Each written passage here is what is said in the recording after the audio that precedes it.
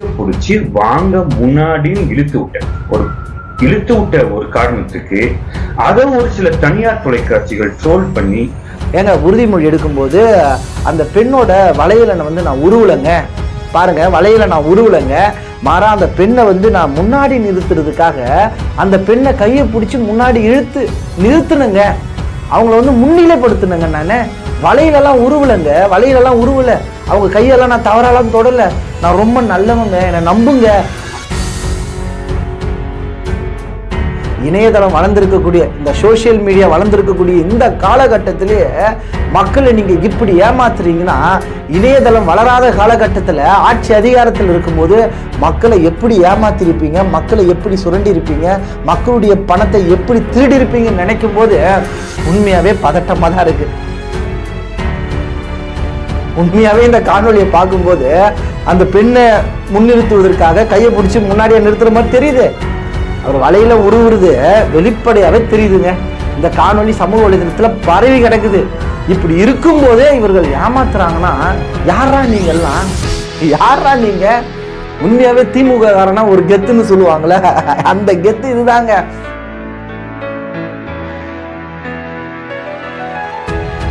தமிழ் உறவுகள் அனைவருக்கும் வணக்கம். அதாவதுங்க, நான் ரொம்ப ரொம்ப நல்லவங்க, நம்புங்க, உண்மையாகவே நல்லவங்க. நீங்கள் அந்த வீடியோவை பார்த்துட்டு என்னை தப்பாக நினச்சிட்டீங்க, நீங்கள் நினச்சது எனக்கு உண்மையாகவே வருத்தமாக இருக்குங்க. நான் அப்படியேப்பட்ட ஆளெல்லாம் இல்லைங்க, நான் ரொம்ப ரொம்ப நல்ல பையங்க அப்படின்ற மாதிரி திமுக கவுன்சிலர் பேசியிருக்காருங்க. அதாவது நம்முடைய இன விடுதலை வலையொலியில் 2 நாளைக்கு முன்னாடி ஒரு காணொலி நம்ம பதிவு பண்ணியிருந்தோம். அதாவது திமுகவினர் இந்தியை எதிர்க்கிறன்ற பேரில் ஒரு சில காமெடியெல்லாம் பண்ணிட்டு இருந்தாங்க. இந்தியை எதிர்க்கிறோம் அப்படின்னு உறுதிமொழி எடுத்திருந்தாங்க. உறுதிமொழி மட்டும் எடுத்தால் இந்த பிரச்சனை வந்திருக்காது. அங்கேருந்த திமுக கவுன்சிலர் பக்கத்தில் பெண்கள் நிற்கிறாங்க. அதில் ஒரு பெண்ணோட வளையல், அவங்க உறுதிமொழி எடுக்கும்போது வளையல் அணிஞ்சிருக்காங்க. அந்த வளையலை உருவுறாருங்க. பக்கத்தில் இருக்கிற பெண்ணு கவுன்சிலருடைய கையை தட்டி விடுறாங்க, அந்த பெண்ணும் கவுன்சிலருடைய கையை தட்டி விடுறாங்க. அப்படி இருந்த அந்த கவுன்சிலர் வலையில உருவுறதையும் கையை பிடிக்கிறதையும் அந்த கவுன்சிலர் நிறுத்தலைங்க. நாம் கூட கேள்வி கேட்டிருந்தோம், கனிமொழி அக்கா எங்கெங்க இருக்கீங்க நீங்கள்? இப்போ சீமான் அண்ணன் குறித்து ஒரு அவதூறு செய்தி வரும்போது அதற்கெல்லாம் பதில் பேசுனாங்க கனிமொழி அவர்கள். நாம் தமிழ் கட்சியில் பெண்கள் எப்படி நீங்கள் பயணிக்கிறீங்க எல்லான்னு கேள்வியெல்லாம் எழுப்புனாங்க. சீமான் பேச்சா அவருடைய குடும்பத்தில் இருக்கிறவங்கெல்லாம் பார்க்கணும், இதெல்லாம் கண்டிக்கணும்னு சொல்லிட்டு அப்படியே பெண்ணிய புரட்சியவாதி போல, போராளி போல சகோதரி கனிமொழி அவர்கள் பேசியிருந்தாங்க. நாம கூட அக்கா உங்கள் கட்சிக்காரன் பாருங்கக்கா, இந்தி எதிர்க்குன்ற பேரில் உறுதிமொழி எடுக்கும்போது பக்கத்தில் இருக்கக்கூடிய ஒரு பெண்ணுக்கு பாலியல் சுரண்டல், அவங்க அணிஞ்சிருக்கக்கூடிய வலையில திருடுறாங்கக்கா, இவனை கண்டிங்கக்கா, இவனை கட்சியிலிருந்து நீக்குங்கக்கான்னு சொல்லிட்டு நாம் கோரிக்கை வச்சுருந்தோம். ஆனால் அதை பற்றியெல்லாம் கனிமொழி அவர்களுக்கு பேச நேரம் கிடையாது. அண்ணா பல்கலைக்கழக மாணவிக்கு ஏற்பட்ட அந்த துயரத்தை பற்றி அதை கண்டித்து கனிமொழி பேச மாட்டாங்க. ஒவ்வொரு நாளும் பெண்களுக்கு எதிரான பிரச்சனைகள் நடந்துட்டு இருக்கு, அப்போதெல்லாம் கனிமொழி அவர்கள் பேச மாட்டாங்க. ஆனால் சீமானண்ணனை பற்றி பேசணுன்னா மட்டும் அப்படியே பெண்ணிய போராளி போல, புரட்சிவாதி போல பேசுவாங்க. ஆனால் இந்த திமுக கவுன்சிலரை இன்று வரை கண்டிக்கலை, அவரை கட்சியிலிருந்து நீக்கலை. ஆனால் ஒரு வேலை பார்த்துட்டு இருக்காங்க. என்ன வேலைன்னா, பிகை நியூஸ் போயிட்டாங்களே, எங்கே போனாங்க? திமுக கவுன்சிலரை பேட்டி எடுக்க போயிட்டாங்க. அதற்கு அந்த திமுக கவுன்சிலர் கொடுத்த விளக்கம் இருக்கு பாருங்க.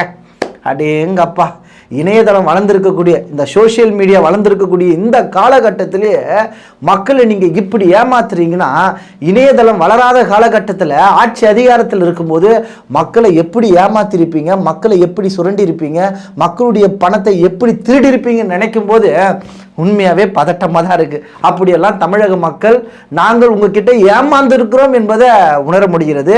அந்த திமுக கவுன்சிலர் ஒரு விளக்கம் கொடுக்குறாரு பாருங்க.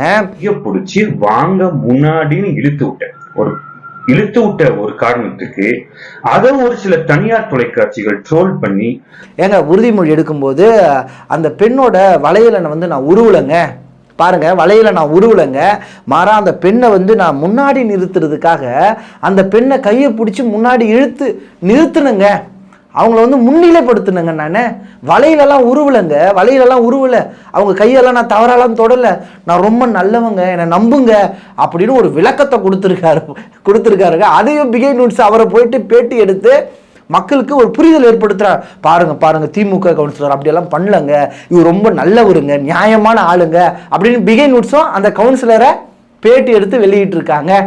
உண்மையாவே இந்த காணொலியை பார்க்கும்போது அந்த பெண்ணை முன்னிறுத்துவதற்காக கையை பிடிச்சி முன்னாடியே நிறுத்துற மாதிரி தெரியுது. அவர் வலையில உருவுறது வெளிப்படையாவே தெரியுதுங்க. இந்த காணொலி சமூக வலைதளத்தில் பரவி கிடக்குது. இப்படி இருக்கும்போதே இவர்கள் ஏமாத்துறாங்கன்னா யாரா நீங்கெல்லாம், யாரா நீங்க?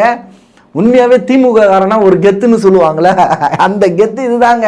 ஏங்க, தப்பே பண்ணாலும், பாலியல் சுரண்டலே பண்ணாலும், வலையில உருவினாலும், இல்லை நான் உருவெல்லாம் இல்லைங்க, என்னை பார்த்தா வலையில உருவுற மாதிரி தெரியுதா, திருடுற மாதிரி தெரியுதா, நான் அப்படியேப்பட்ட ஆளாலாம் இல்லைங்க அப்படின்னு பேசி வீடியோ போடுறாங்களே, மக்கள் கிட்ட ஒரு புரிதலை ஏற்படுத்த முயற்சிக்கிறாங்களே, அதாங்க திமுக காரனுங்க.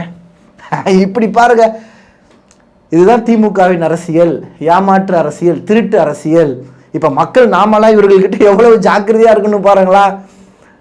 அப்ப இவ்வளவு பொய், இவ்வளவு பித்தலாட்டம், இவ்வளவு ஏமாற்று, இதையெல்லாம் மக்கள் நேரடியா பார்க்கறாங்க. பார்த்தும் ஏமாற இனி ஒரு நாட்கள்ல மக்கள் தயாரா இருப்பாங்களா? நீங்களே யோசிச்சு பாருங்க. திமுகவுடைய அரசியல் இப்படிதாங்க இருக்கு. ஒரு கேடுகட்ட அரசியலை திமுக முன்னெடுத்துட்டு இருக்கு.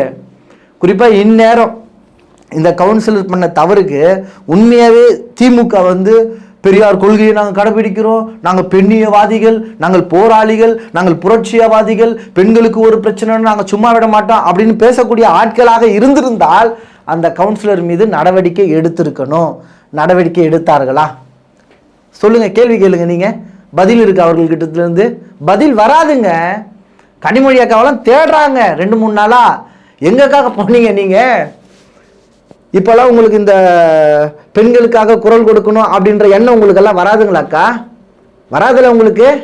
அது என்னக்கா திமுக காரம் பண்ணா மட்டும் அப்படியே அமைதியா மௌனமா கடந்து போறது, ஆனா ஒரு பொய்யை மட்டும் வேகமா மக்கள் மத்தியில பரப்பக்கூடிய வேலையில ஈடுபட்டிருக்கீங்க. இந்நேரம் அந்த திமுக கவுன்சிலரை கைது செய்து சிறையில் அடைச்சிருக்கணுங்க, அடைச்சிருக்கணும்.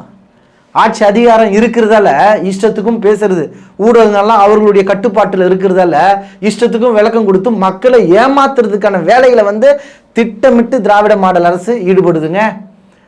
நீங்களே பார்த்தீங்க, அண்ணன் சீமான் வீட்டுக்கு சம்மன் கொடுக்கறதுக்காக போகும்போது காவல்துறை அதிகாரிகள் அத்துமீறி நடந்து கொண்டார். அவரே போறாரு, கதவை திறக்கிறாரு, உள்ள இருக்கக்கூடிய அமல்ராஜ் அண்ணனை தாக்கிட்டு என்ன அடிக்க வரியா அப்படின்னு சொல்லிட்டு அவரே இழுத்து வாகனத்தில் ஏற்றி கைது செய்கிறாரு, சிறையில் அடைக்கிறாரு. இத்தனை ஊடகங்கள் பார்க்கும்போது இவர்கள் மக்கள்கிட்ட என்ன பண்றாங்க? துப்பாக்கி எடுத்து சுட வந்தாரு, என்னை அடிக்க வந்தாரு, உடனடியாக மருத்துவமனையில் போயிட்டு சிகிச்சை பெறாரு காவல் ஆய்வாளர். ஊடகங்கள் இருக்கும்போது, சோசியல் மீடியா பெருகி இருக்கும் போதே இவர்கள் இப்படியெல்லாம் நம்மளை ஏமாத்துறாங்கன்னா முன்னாடி நம்மளெல்லாம் எப்படியெல்லாம் ஏமாத்திருப்பாங்க என்பதை மக்கள் சிந்திக்கணுங்க. சிந்தித்து செயல்படணும். இப்படிதான் இந்த திராவிட மாடல் ஆட்சியாளர்கள் பல வருஷமா நம்மளை ஏமாத்திட்டு இருக்காங்க. இனி நாம ஏமாறலாமா? இவர்களிடத்திலிருந்து ஏமாறக்கூடாதுங்க. இவர்களை நிராகரித்தால்தான் தமிழக மக்களுக்கு வாழ்வுங்க.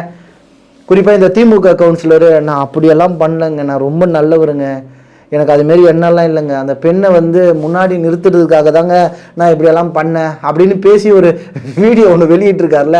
இந்த காணொலியை நீங்கள் எப்படி பார்க்குறீங்கன்றத உங்களுடைய கருத்துக்களை தெரியப்படுத்துங்க. மீண்டும் அடுத்த ஒரு நல்ல பதிவுகளில் உங்களை சந்திக்கிறேன். இதுவரை நமது இன விடுதலை வலைவலியை பின்தொடராத உறவுகள் பின்தொடருங்கள், விருப்பம் தெரிவியுங்கள். இந்த பதிவை குறித்த உங்களுடைய கருத்துக்கள் வரவேற்கப்படுகிறது. நன்றி, வணக்கம், வாழ்க தமிழ்.